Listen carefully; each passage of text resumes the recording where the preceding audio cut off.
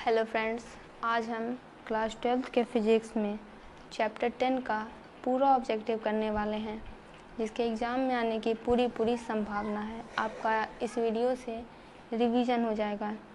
Chapter का नाम है वेव ऑप्टिक्स यानी तरंग प्रकाश की। फर्स्ट है कि रचनात्मक व्यतिकरण के पथांतर के लिए कौन सही है, यानी यहाँ पे आपको फॉर्मूला रचनात्मक व्यतिकरण का पूछा जा रहा है। तो ये हो जाता है डेल एक्स बराबर एन लैम्डा। ब्रेवस्टर नियम के लिए कौन सा इक्वेशन सही है? तो ब्रेवस्टर का लॉ होता है म्यू इक्वल टू 10 IP। निम्नलिखित में कौन प्रकाश की अनुप्रस्थ तरंग प्रकृति की पुष्टि करता है? तो ध्रुवन। आगे बढ़ते हैं।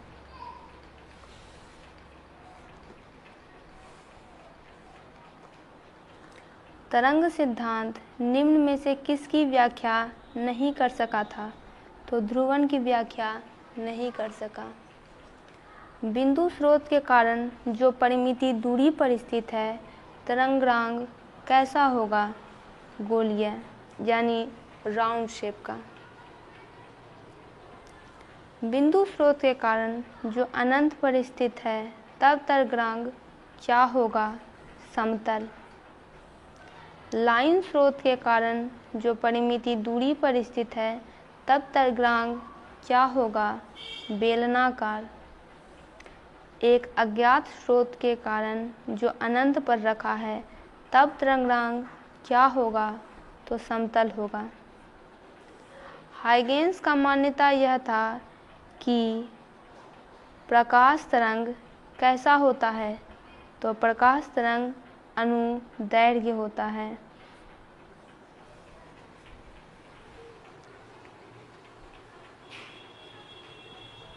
व्यतिकरण फ्रिंज की चौड़ाई होती है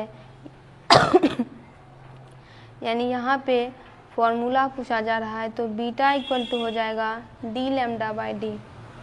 यदि वायु के संपर्क में स्थित माध्यम का अपवर्तांक n है, तो ब्रूस्टर कोण का मान कितना होगा? tan inverse n। विद्युत चुंबकीय तरंग का ध्रुवण किया जा सकता है किसके द्वारा? तो पोलराइड के द्वारा।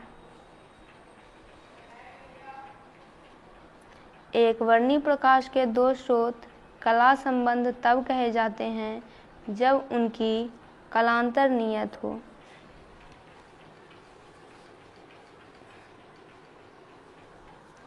विनाशी व्यतिकरण के लिए पथांतर होता है, यानी फॉर्मूला है 2n+1 λ/2। नेक्स्ट है प्रकाश तरंगों की प्रकृति होती है, यानी कैसी होती है? तो अनुप्रस्थ। हाइगेंस के द्वितीय तरंग के सिद्धांत का व्यवहार होता है तब होता है जब तरंगांग के नए ज्यामितीय स्थान प्राप्त करने पर। यदि प्रकाश का तरंग दैर्घ्य लैम्डा के दो कला संबंध स्रोतों के बीच की दूरी d तथा पर्दा एवं स्रोत तल के बीच की दूरी कैपिटल D हो, तो व्यतिकरण फ्रिंज की कोणीय चौड़ाई कितनी होती है? Lambda by D.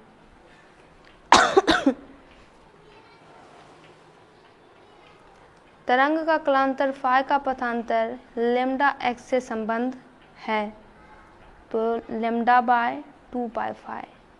मानव नेत्र की विभेदन क्षमता यानी मिनट में कितनी होती है? तो 1/60। यदि किसी दूरबीन के अभिदृश्यक एवं नेत्रिका की फोकस दूरियां क्रमशः 20 सेंटीमीटर तथा 2 सेंटीमीटर है, तो इसकी आवर्धन क्षमता कितनी होगी? तो 10। फ्रेनल दूरी यानी फ्रेस्नेल डिस्टेंस ZF का मान कितना होता है? तो a²/2 लैम्डा। यदि एक पतली पारदर्शक शीट को यंग द्विस्लिट के सामने रखा जाए, तो फ्रिंज की चौड़ाई कैसी होगी? तो अपरिवर्तित रहेगी, उसमें कोई चेंज नहीं होगा।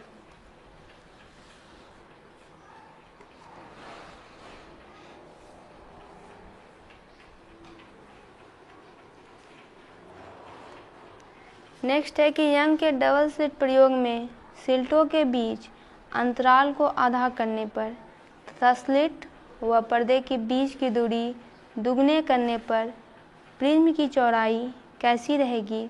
तो आधी हो जाएगी। निम्नलिखित में किस भौतिक राशि का पुनर्वितरण प्रकाश का व्यतिकरण होता है? तो तीव्रता। तरंग व्यतिकरण में ऊर्जा का न तो लाभ होता है और न क्षय, केवल ऊर्जा का पुनर्वितरण होता है। ऑप्शन सी इसका करेक्ट आंसर है। जब दो प्रकाश तरंगें व्यतिकरण करती हैं तो कुछ बिंदुओं पर अंधेरा हो जाता है, तो उन बिंदुओं की प्रकाश ऊर्जा कहाँ चली जाती है? तो प्रकाश ऊर्जा का पुनर्वितरण हो जाता है, यानी वो डिस्ट्रीब्यूट हो जाती है।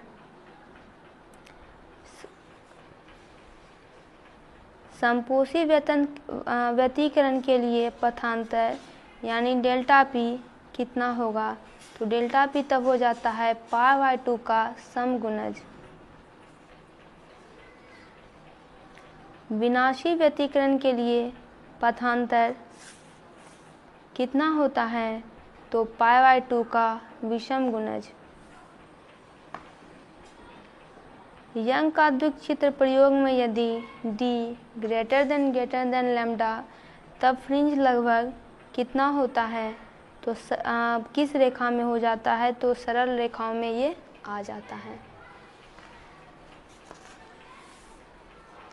नेक्स्ट है, यंग का द्विचित्र प्रयोग में यदि लाल रंग को पीले रंग से बदल दिया जाए तो फ्रिंज की चौड़ाई कितनी हो जाती है?